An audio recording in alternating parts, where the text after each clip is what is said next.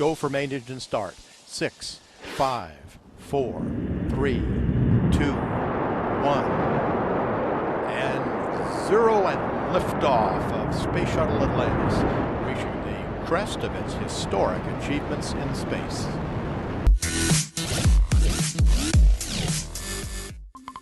Assalamualaikum Mes Lovers. Inilah informasi seputar penelitian terkini. Sebelumnya, mari kita kenali perbedaan antara meteoroid, meteor dan meteorit. Perbedaan utama terletak pada posisinya. Meteoroid merupakan batuan yang melayang secara bebas dan bergerak cepat di luar angkasa. Meteor atau disebut bintang jatuh adalah meteoroid yang menembus lapisan atmosfer. Akibat gravitasi kemudian berubah menjadi panas dan akhirnya terbakar habis sebelum sampai di permukaan bumi.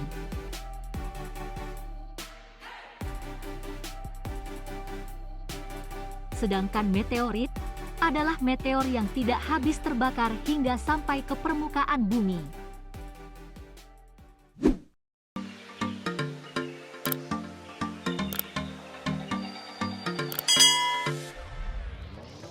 Dari laporan situs NASA, pada tahun 2019, beberapa peneliti asal Jepang menemukan kandungan senyawa ribosa pada 2 sampel meteorit, yaitu NW801 dan Murchison. Ribosa merupakan gula yang esensial bagi kehidupan. Karena termasuk komponen penyusun RNA, yaitu biomolekul yang mengarahkan sintesis protein dalam tubuh. RNA juga merupakan material genetik yang terdapat dalam virus corona.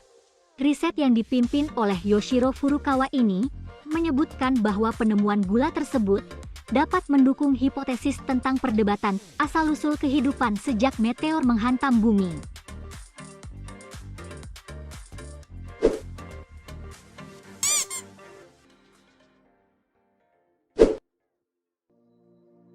Fakta bahwa cabai sebagai bumbu masakan telah digunakan sejak zaman dulu dan masih populer hingga sekarang di seluruh dunia.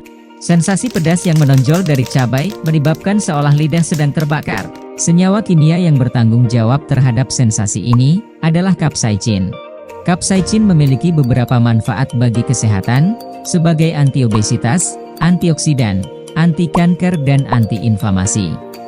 Namun, kebiasaan konsumsi cabai secara berlebihan justru akan mengundang ancaman baru bagi kesehatan, antara lain diare, iritasi lambung, sakit kepala, dan alergi.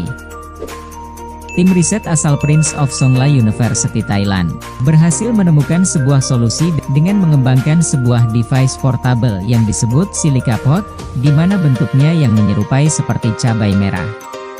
SilicaPod dapat mendeteksi kadar capsaicin pada sampel makanan, hingga pada konsentrasi yang sangat rendah yaitu 0,37 mikromol per liter.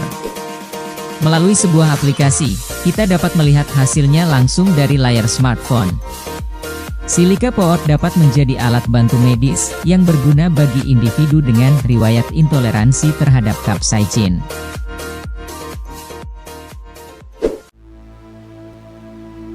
Para ilmuwan asal Sanford Benham Prebys berhasil mengidentifikasi sejumlah gen manusia yang melawan infeksi SARS-CoV-2, yaitu jenis virus yang menyebabkan COVID-19. Mereka menemukan sejumlah gen manusia yang dipicu oleh interferon yang disebut interferon-stimulated genes.